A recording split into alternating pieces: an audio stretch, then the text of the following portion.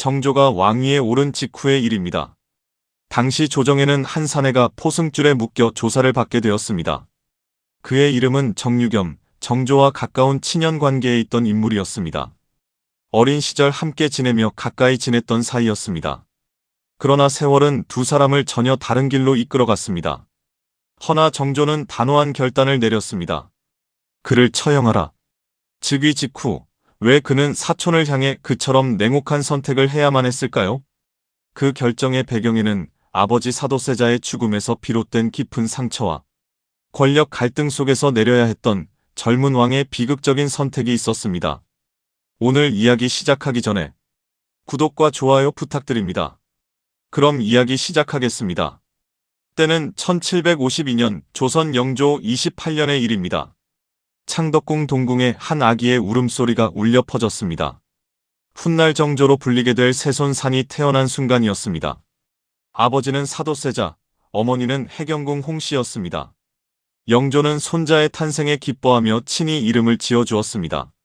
산이라는 이름에는 높고 크게 자라라는 뜻을 담았느니라.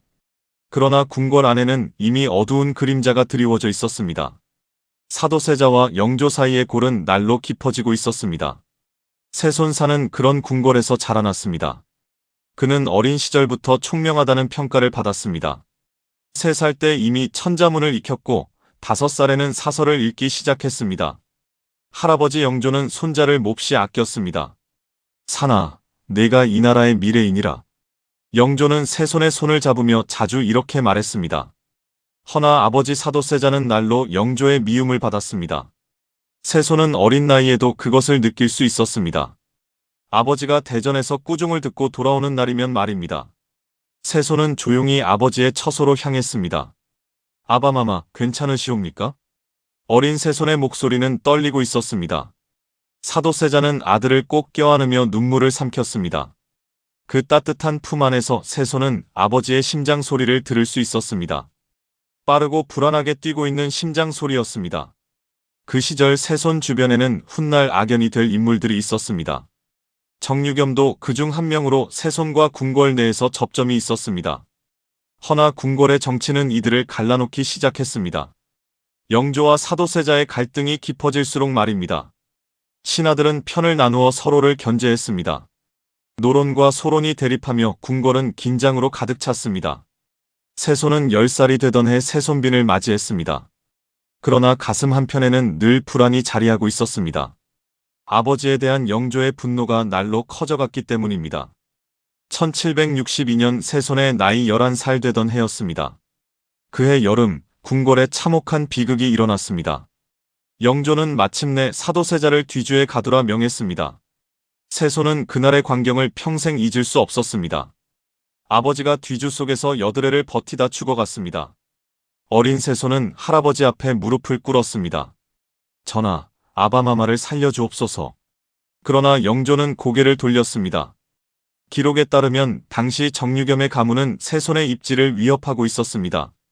다만 그가 어느 정도까지 관여했는지는 기록마다 해석이 갈립니다. 세손의 가슴 속에는 그날의 기억이 깊이 새겨졌습니다. 그날 이후 그의 마음속에는 깊은 상처와 결심이 남았습니다. 아버지가 죽은 뒤 세손의 처지는 위태로웠습니다. 영조는 세손을 아꼈지만 신하들은 달랐습니다. 노론 벽파 세력은 세손을 경계하기 시작했습니다. 사도세자의 아들이라는 이유만으로도 충분했습니다. 그들이 세손의 장례를 부담스럽게 여겼다는 견해가 있었습니다. 밤마다 궁궐 안팎에서는 은밀한 모임이 이어졌습니다. 세손을 둘러싼 정치적 운명이 결정되는 자리였습니다. 그 중심에는 정우겸이라는 인물이 있었습니다. 노론의 핵심 대신이자 정유겸의 아버지였습니다. 정우겸은 사도세자 사건과 관련된 정치 세력에 속한 인물로 기록되어 있습니다. 그는 세손을 견제하려 했다는 의혹이 제기되었습니다. 어느 날 대전에서 중요한 회의가 열렸습니다. 신하들이 모여 세손의 교육 문제를 논의했습니다. 정우겸이 나서서 아뢰었습니다. 전하, 세손의 사부를 다시 정해야 하옵니다. 영조가 물었습니다. 무슨 까닭인가? 정우겸은 조심스럽게 말을 이었습니다. 전하, 세손 주변의 인물들을 경계하셔야 하옵니다. 이는 세손을 지지하는 세력을 고립시키려는 의도였습니다. 영조는 잠시 침묵했습니다. 세손은 이 소식을 듣고 가슴이 철렁 내려앉았습니다. 자신을 보호해주던 사람들이 위험에 처한 것입니다. 세손은 할아버지를 찾아가 무릎을 꿇었습니다. 전하, 소손의 스승들은 충성스러운 신하들이옵니다. 영조는 손자를 내려다보며 한숨을 내쉬었습니다. 사나, 궁궐의 일은 내가 아직 모른다. 세손은 고개를 숙인 채 물러났습니다. 복도를 걸으며 세손은 주먹을 꽉 쥐었습니다. 그날 밤 세손은 홀로 서재에 앉아 있었습니다. 촛불을 바라보며 아버지를 떠올렸습니다. 아버지도 이렇게 외로웠을까 생각했습니다. 당시 정유겸 또한 아버지 정우겸의 권세를 등에 업고 세손을 압박하던 축에 있었습니다. 세손이 홀로 앉아 있을 때 정유겸이 찾아온 적이 있었습니다. 그들의 시선에는 세손에 대한 경계와 탐색이 가득 담겨 있었습니다. 허나 세손은 그의 눈빛에서 다른 것을 읽었습니다. 경계와 탐색, 그리고 계산이 담겨 있었습니다. 그저 글을 읽으며 지내고 있네. 세손은 담담하게 대답했습니다. 정유겸은 잠시 머뭇거리다 입을 열었습니다. 저하, 조심하셔야 하옵니다. 그 말에는 경고의 의미가 담겨 있었습니다. 세손은 정유겸을 똑바로 바라보았습니다. 무엇을 조심하라는 것인가? 정유겸은 대답하지 않고 물러났습니다. 세손은 그날 밤 잠을 이룰 수 없었습니다. 사촌의 방문이 단순한 안부가 아니었음을 알았습니다. 정우겸 일가가 자신을 경계하고 있다고 느꼈습니다. 사도세자 사건과 맞물린 긴장감이 더욱 커지고 있었습니다. 세손의 가슴 속에서 분노가 타올랐습니다. 허나 그는 그것을 꾹 눌러 담았습니다. 때가 오기를 기다려야 했습니다. 성급한 행동은 오히려 위험할 수 있었습니다. 세손은 그날부터 더욱 조심스럽게 처신했습니다. 겉으로는 온순한 손자의 모습을 보였습니다. 그러나 마음속으로는 때를 기다리며 결심을 다지고 있었습니다. 언젠가 반드시 잘못된 상황을 바로잡겠다고 다짐했습니다. 밤마다 세손은 서책을 읽으며 마음을 다잡았습니다. 1776년 3월 영조가 승하했습니다. 83평생을 살다 눈을 감은 것입니다. 세손은 25의 나이로 왕위에 올랐습니다. 정조, 조선의 22번째 왕이 된 순간이었습니다. 허나 즉위식장의 분위기는 무겁기만 했습니다. 신하들의 눈빛에는 경계와 의심이 가득했습니다. 정조는 그것을 느끼면서도 태연히 어좌에 앉았습니다. 과인이 이 나라를 바로 세우겠노라. 정조의 첫 선언은 단호했습니다. 그 목소리에는 오랜 세월 억눌러왔던 결의가 담겨 있었습니다. 노론 벽파 신하들의 얼굴이 굳어졌습니다. 특히 정우겸과 그의 아들 정유겸의 표정이 그러했습니다. 그들은 이미 알고 있었습니다. 정조가 아버지의 복수를 꿈꾸고 있다는 것을 말입니다. 즉위 사흘 후 정조는 첫 인사 개편을 단행했습니다. 아버지를 죽이는 데 가담한 신하들을 파직했습니다. 궁궐 안팎이 술렁이기 시작했습니다. 기록에 따르면 정우겸 등은 자신들의 입지가 좁아지는 것에 큰 위기감을 느꼈습니다. 정조는 이들의 영향력을 차단하며 조정을 정비해 나갔습니다. 정우겸의 얼굴이 일그러졌습니다. 그날 밤부터 정조를 향한 음모가 시작되었습니다. 노론 벽파는 은밀히 모여 대책을 논의했습니다. 정유겸도 그 자리에 함께했습니다. 전하를 그대로 두면 우리 모두 위태롭소. 한 신하가 낮은 목소리로 말했습니다. 정우겸이 고개를 끄덕였습니다. 방법을 찾아야 하오. 그들은 정조를 몰아내거나 제거할 계획을 세웠습니다. 은밀한 편지가 오가고 야심한 밤 모임이 계속되었습니다. 정조는 이 모든 움직임을 간파하고 있었습니다. 밤마다 자객이 침전 주변을 배회한다는 보고가 올라왔습니다. 신하들은 대놓고 정조의 명을 거부하기 시작했습니다. 전하의 명은 신중치 못하옵니다. 선왕의 뜻을 거스르는 것이옵니다. 조정은 정조와 노론 벽파로 나뉘어 대립했습니다. 정조는 외롭고 고립되었습니다. 믿을 수 있는 신하는 손에 꼽을 정도였습니다. 어느 날 밤 정조는 홀로 어좌에 앉아 있었습니다. 촛불 하나만이 어둠을 밝히고 있었습니다. 그는 아버지가 갇혔던 뒤주를 떠올렸습니다. 그리고 그날 침묵으로 방관했던 이들을 떠올렸습니다. 정우겸, 홍인환, 그리고 정유겸까지 말입니다. 아바마마, 소자가 반드시 바로잡겠습니다.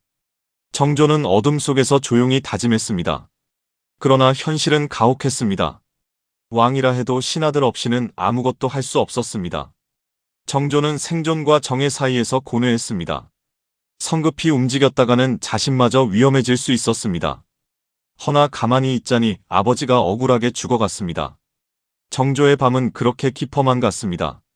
한편 그들은 정조의 정통성을 부정하며 다른 대안을 모색하려 했다는 의혹을 샀습니다. 이는 훗날 영모의 정황으로 기록되게 됩니다. 허나 그들은 자신들이 정이라고 믿었습니다. 사도세자의 피를 이은 왕을 인정할 수 없다는 것이었습니다. 정조는 이 모든 것을 알고 있었습니다. 분노가 끌어올랐지만 참아야 했습니다. 때를 기다려야 했습니다. 밤하늘을 올려다보며 정조는 마음을 다잡았습니다. 즉위한 지 넉 달이 지난 1776년 7월의 일입니다. 대전에서는 중대한 조회가 열리게 되었습니다. 노론 벽파 대신들이 집단으로 상소를 올렸습니다. 정조의 개혁 정책을 모두 철회하라는 내용이었습니다. 전하의 정사는 선왕의 뜻을 거스르는 것이옵니다. 사도세자에 대한 조치는 선왕의 뜻을 살피셔야 하옵니다. 신하들의 이러한 주장은 정조를 정치적으로 압박하고 있었습니다. 정조는 어좌에 앉아 그들을 조용히 내려다보았습니다. 주먹을 불끈 쥐었으나 내색하지는 않았습니다. 손톱이 손바닥에 박힐 정도로 힘을 주며 참고 있었습니다. 경들의 뜻은 알았으니 모두 물러가도록 하시오. 정조의 목소리는 억지로 참는 듯 떨리고 있었습니다. 신하들이 물러간 후 대전은 깊은 정막에 휩싸였습니다. 정조는 홀로 남아 천천히 고개를 떨구었습니다. 왕이라는 자리가 이토록 무력하다는 것을 깨달았습니다. 그날 밤 더욱 충격적인 소식이 전해지게 되었습니다. 정조의 신변을 위협했다는 소문이 궁궐 안에 퍼졌습니다. 다행히 호위 무사들이 막아냈지만 정말 아슬아슬했습니다. 정조는 그날 밤 단 한숨도 잠을 이룰 수 없었습니다. 과인은 이 자리에서 모든 것을 잃게 되는 것인가? 혼잣말이 어둠 속으로 허무하게 흩어져 갔습니다. 당시 정우겸과 정유겸 일파는 이미 탄핵을 받아 가문이 위기에 처해 있었습니다. 그들은 자신들의 권력을 지키기 위해 끝까지 정조의 권위에 도전하려 했습니다. 그것은 충언이 아니라 협박이나 다름없는 말이었습니다. 정조는 이를 꽉 깨물며 분노를 억눌렀습니다. 경은 과인을 진정왕으로 여기고 있는 것이오? 정우겸은 비웃듯이 천천히 대답했습니다. 전하께서 왕다우시면 당연히 모시겠나이다. 정조의 가슴에 날카로운 비수가 꽂히는 듯 했습니다. 왕이었지만 마음대로 움직일 수 없는 처지가 바로 지금의 현실이었습니다. 신하들에게 둘러싸여 갇힌 것과 전혀 다름이 없었습니다. 정조는 그날 밤 아버지의 위패 앞에 무릎을 꿇었습니다. 아바마마, 소자가 너무나 무능하여 송구하옵니다. 눈시울이 뜨거워지더니 눈물이 주르르 흘러내렸습니다. 25 젊은 왕의 어깨가 흔들리며 떨렸습니다. 세상은 그를 왕으로 인정하지 않고 있었습니다. 아버지의 아들이라는 이유만으로 배척당하고 있었습니다. 정조는 자신의 운명을 원망하지 않을 수 없었습니다. 차라리 평범한 백성으로 태어났더라면 어땠을까 생각했습니다. 그러나 다음 순간 고개를 천천히 들어 올렸습니다. 위패 속 아버지가 자신을 바라보시는 것만 같았습니다. 아바마마, 소자는 결코 포기하지 않겠사옵니다. 정조는 눈물을 닦으며 천천히 자리에서 일어섰습니다. 절망 속에서도 그는 결심을 더욱 굳게 다졌습니다. 전국의 혼란을 반드시 바로잡겠다고 마음속으로 다짐했습니다. 허나 그 길이 얼마나 험난할지는 아직 알지 못했습니다. 왕좌는 그를 지켜주기는커녕 오히려 더 위태롭게 만들 뿐이었습니다. 정조의 외롭고 고독한 싸움은 이제 막 시작된 것이었습니다. 그날 밤 정조는 오랜 옛날의 기억을 떠올렸습니다. 아버지 사도세자가 아직 살아계시던 시절이었습니다. 어린 세손은 아버지의 손을 잡고 궁궐을 거닐곤 했습니다. 사나, 너는 반드시 훌륭한 왕이 될 것이니라. 아버지는 늘 그렇게 따뜻하게 말씀하시곤 했습니다. 그 따뜻했던 손길이 아직도 생생하게 느껴졌습니다. 그러나 그 행복한 시절은 오래가지 못했습니다. 영조와 사도세자의 갈등은 날이 갈수록 깊어져만 갔습니다. 신하들은 그 틈을 교묘하게 파고들기 시작했습니다. 노론 벽파는 사도세자를 둘러싼 비판 여론에 힘을 보태고 있었습니다. 정우겸이 그 과정에 관여한 인물로 거론되었고 그의 아들 정유겸도 그 흐름에 서 있었던 것으로 전해집니다. 1762년 윤5월 13일, 그날만은 평생 잊을 수 없었습니다. 커다란 뒤주가 대전 마당에 놓이게 되었습니다. 영조가 사도세자에게 스스로 들어가라고 명했습니다. 어린 세손은 할아버지 앞에 엎드려 애원했습니다. 전하, 아바마마를 제발 살려주옵소서. 그러나 영조는 차갑게 고개를 돌려버렸습니다. 신하들은 모두 침묵으로 일관하며 외면했습니다. 기록에 따르면 당시 정유겸의 가문은 이러한 상황에 동조하고 있었습니다.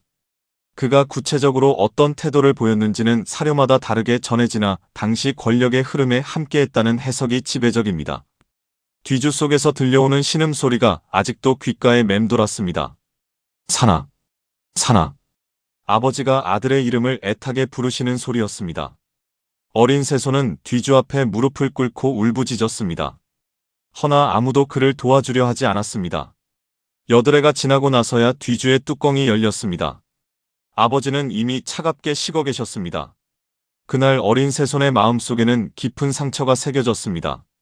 동시에 잘못된 것을 바로잡겠다는 결심도 함께 심어지게 되었습니다. 정조는 그 기억을 떠올리며 주먹을 불끈 쥐었습니다. 촛불이 흔들리며 그림자가 벽에 요동치고 있었습니다. 아버지의 죽음을 두고 정조는 깊은 억울함을 느끼고 있었습니다. 그는 아버지가 부당한 평가 속에서 생을 마쳤다고 생각했습니다. 정조는 그 진실을 너무나도 명확히 알고 있었습니다. 아버지는 정치적 희생양이 되셨을 뿐이었습니다. 그 사건은 권력 갈등 속에서 빚어진 비극이었다고 해석되었습니다. 정우겸과 정유겸이 그 갈등의 한 축으로 지목되었다는 기록이 전해집니다. 아바마마, 소자가 반드시 명예를 회복시켜드리겠사옵니다. 정조는 어둠 속에서 조용히 다짐했습니다. 이것은 단순한 복수가 아니라 정의를 세우는 일이었습니다. 아버지의 억울함을 풀어드리는 것이 바로 그것이었습니다. 그리고 이 나라를 바른 길로 인도하는 것이었습니다. 정조는 비로소 자신이 왜 싸워야 하는지 깨달았습니다. 왕위는 권력이 아니라 백성을 위한 책임이었습니다. 백성을 위하고 정의를 세우는 것이 왕의 도리였습니다. 아버지가 이루지 못한 꿈을 자신이 완성해야만 했습니다. 정조의 눈빛에 다시 불꽃이 활활 타올랐습니다. 절망 속에서 희망을 발견한 것이었습니다. 그는 이제 무엇을 해야 할지 명확히 알게 되었습니다. 정우겸과 정유겸을 반드시 응징해야만 했습니다. 그것이야말로 정의를 실현하는 첫걸음이 될 것이었습니다. 정조는 겉으로는 온순한 왕의 모습만을 보였습니다. 허나 뒤에서는 은밀하게 복수의 칼을 갈고 있었습니다. 즉위 직후부터 충성스러운 신하들을 조용히 모았습니다. 홍국영이라는 젊은 무관이 바로 그 중심에 있었습니다. 홍국영, 과인은 경의 충심을 믿겠소. 정조는 그에게 궁궐의 호위와 반대 세력의 동태를 살피는 중책을 맡겼습니다. 홍국영은 밤낮을 가리지 않고 움직이기 시작했습니다. 정우겸과 정유겸의 동향을 면밀히 살폈습니다. 그들이 누구를 만나는지 계속 확인했습니다. 관련 서신과 정황을 수집하며 기록으로 남겼습니다. 한 달, 두 달, 세 달이 흘러가며 증거는 점점 쌓여갔습니다. 석 달이 지난 어느 날 결정적인 증거가 나왔습니다. 정우겸 일파의 역모 의혹이 제기되었다고 기록에 전해집니다. 다른 왕족을 옹립하려 했다는 의심이 담긴 문서로 보고되었습니다. 홍국영이 급히 정조를 찾아가 보고를 올렸습니다. 전하, 역모의 증거를 모두 확보했사옵니다. 정조의 눈빛이 번뜩이며 차갑게 빛났습니다. 드디어 그날이 왔구나. 준비를 시작하라. 정조는 신중하게 마지막 계획을 세워나갔습니다. 성급히 움직여서는 모든 것이 수포로 돌아갈 터였습니다. 모든 증거를 완벽하게 갖추어야만 했습니다. 1776년 10월 정조는 드디어 행동에 나섰습니다. 대전의 조정의 신하들을 모두 소집했습니다. 정우겸과 정유겸도 의심 없이 그 자리에 나왔습니다. 그들은 자신들의 운명이 끝났다는 것을 몰랐습니다. 정조가 차분하면서도 단호한 목소리로 입을 열었습니다. 오늘 과인이 중대한 발표를 하나 하겠노라. 신하들의 시선이 일제히 정조에게로 쏠렸습니다. 대관들이 올린 상소에는 이들의 구체적인 죄목이 담겨 있었습니다. 이것이 그들이 저지른 불충과 역모의 증거이요. 정조의 손에는 두툼한 서류 뭉치가 들려 있었습니다. 대전 안이 순식간에 술렁이기 시작했습니다. 정우겸의 얼굴이 핏기를 잃고 하얗게 질렸습니다. 정조는 서류를 하나씩 천천히 읽어내려갔습니다. 정우겸과 그 일파가 과인을 폐위시키려 했소. 다른 왕족을 옹립하려는 계획까지 세웠소. 이는 명백한 역모이며 용서받을 수 없는 죄이요. 당시 조정에서는 그 증거가 매우 무겁게 받아들여졌습니다. 서신과 만남의 기록, 증인들의 진술까지 모두 갖춰져 있었습니다. 정우겸이 떨리는 몸으로 무릎을 꿇었습니다. 전하, 그것은 오해이옵니다. 용서하여 주옵소서. 그러나 정조는 단 한치의 흔들림도 없이 단호했습니다. 증거가 이토록 명백한데 무슨 오해가 있겠소? 정유겸도 창백한 얼굴로 고개를 숙일 수밖에 없었습니다. 그들은 상황이 이미 정조에게 유리하게 흐르고 있다는 사실을 뒤늦게 깨달았습니다.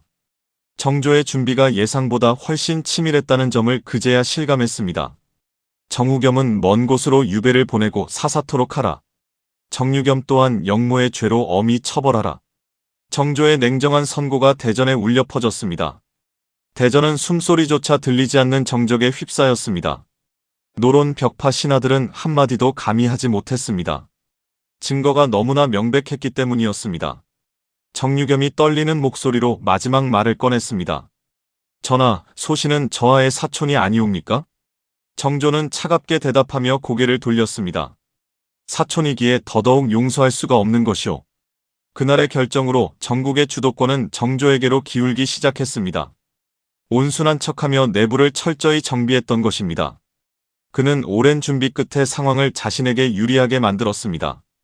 판세는 그렇게 완전히 뒤바뀌어 버렸습니다. 정조가 마침내 진정한 주도권을 쥐게 되었습니다. 정유겸의 처벌이 확정되는 과정이 이어졌습니다. 1776년 10월경 관련 처분이 내려졌다고 기록되어 있습니다. 당시 정유겸 일파에 대한 처벌은 사적인 원한이 아닌 국법에 따른 엄중한 집행이었습니다. 정조는 이 결정을 통해 왕실의 기강을 바로잡고자 했습니다. 정조의 말에는 단 한치의 흔들림도 없었습니다. 그날 오후 정유겸은 사약을 받고 숨을 거두었습니다. 정조는 대전에서 그 소식을 묵묵히 받아들였습니다. 마음속에서는 복잡한 감정이 뒤섞여 있었습니다. 기쁨이 아니라 무거운 책임감이 밀려왔습니다. 오히려 가슴 한편이 무겁게 가라앉는 것만 같았습니다. 그날 밤 정조는 홀로 아버지의 위패 앞에 섰습니다. 아바마마, 소자가 이제야 정의를 세웠사옵니다. 촛불이 흔들리며 위패를 비추고 있었습니다. 정조는 그 앞에서 오랜 시간 무릎을 꿇고 앉아 있었습니다. 복수는 끝났지만 이것은 시작일 뿐이었습니다. 정조는 다음 날부터 본격적인 개혁에 나섰습니다. 노론 벽파의 세력을 약화시키고 균형을 잡아나갔습니다. 소론과 남인 출신의 인재들을 대거 등용했습니다. 규장각을 설치하여 학문을 진흥시켰습니다. 백성들의 삶을 개선하기 위한 정책들을 펼쳐나갔습니다. 이후 정조는 아버지의 명예를 바로 세우려 했습니다. 사도세자를 장원세자로 추존하여 왕의 예우를 갖추었습니다. 사도세자를 왕세자에 걸맞은 예우로 기리고자 하는 조치를 단행했습니다. 이는 정조가 평생 이루고자 했던 가장 큰 소망이었습니다. 조정의 신하들은 처음에는 반발했지만 결국 받아들였습니다. 정조의 의지가 너무나도 확고했기 때문이었습니다. 훗날 정조는 아버지의 묘소를 명당인 화산으로 옮기고 정성을 다해 관리했습니다. 아바마마, 이제 편히 잠드시옵소서. 정조는 묘소 앞에서 무릎을 꿇고 눈물을 흘렸습니다. 그것은 슬픔의 눈물이 아니라 해방의 눈물이었습니다. 오랜 세월 짊어지고 온 짐을 내려놓는 순간이었습니다. 정조는 그날 이후 더욱 강력한 왕이 되어갔습니다. 정유겸을 사형시킨 것은 단순한 복수가 아니었습니다. 그것은 부정한 권력에 맞서 정의를 세우는 것이었습니다. 사적인 감정이 아니라 공적인 정의의 실현이었습니다. 정조는 훗날 이렇게 기록을 남겼습니다. 과인은 사도세자의 아들이다. 이 한마디에는 모든 것이 담겨 있었습니다. 아버지에 대한 그리움과 자부심이 담겨 있었습니다. 정의를 위해 싸우겠다는 결연한 의지가 담겨 있었습니다. 정조는 재위 24년 동안 조선을 크게 변화시켰습니다. 학문을 장려하고 백성을 사랑하는 왕이 되었습니다. 그 모든 것의 시작은 즉위 첫날 내린 결단이었습니다.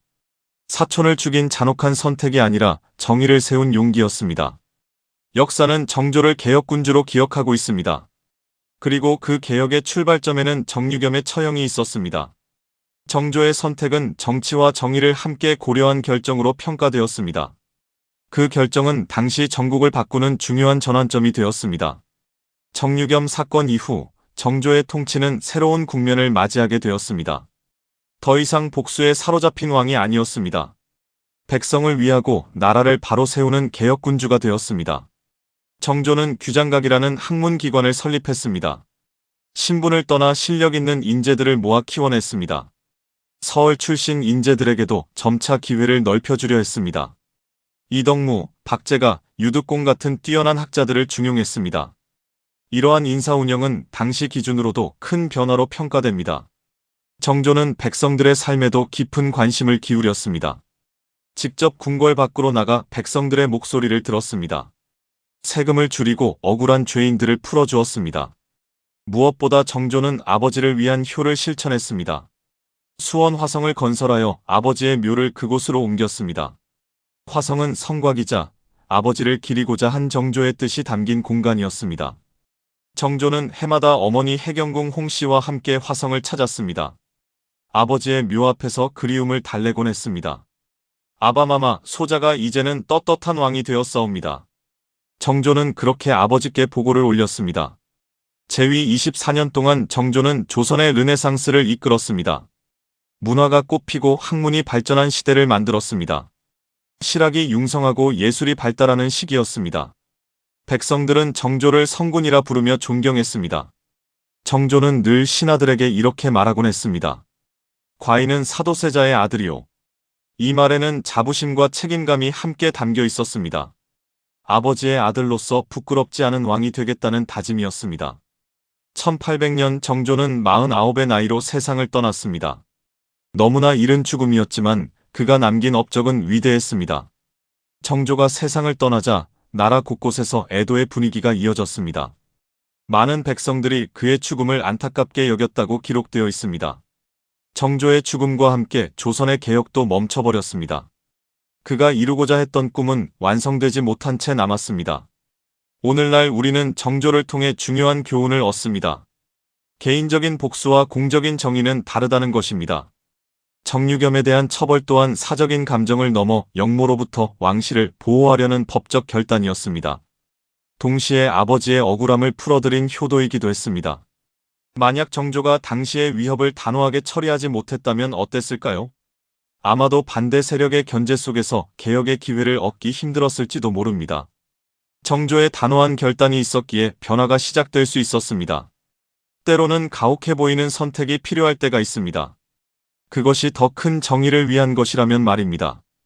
정조의 선택은 오늘날에도 여러 의미로 회자되고 있습니다. 그가 보여준 결정은 리더십에 대해 생각하게 만드는 사례로 남았습니다. 두려움 속에서도 옳은 길을 선택하는 것이 용기입니다. 개인적 감정을 넘어 공적 책임을 다하는 것이 리더십입니다. 정조의 이야기는 단순한 복수극이 아니었습니다. 한 젊은 왕이 정의를 세우고 나라를 바꾼 위대한 여정이었습니다. 그 여정은 사촌의 처형이라는 고통스러운 선택에서 시작되었습니다. 허나 그 선택이 있었기에 조선의 르네상스가 가능했습니다. 오늘날 우리도 때로는 어려운 선택 앞에 서게 됩니다. 그럴 때 정조의 용기를 떠올려 보시기 바랍니다. 옳은 길이 항상 쉬운 길은 아니지만 말입니다. 그 길을 선택하는 것이 진정한 리더의 자세입니다. 이 이야기는 역사 기록과 전해지는 이야기를 바탕으로 재구성한 것입니다. 일부 내용은 극적 구성을 위해 각색되었음을 밝힙니다.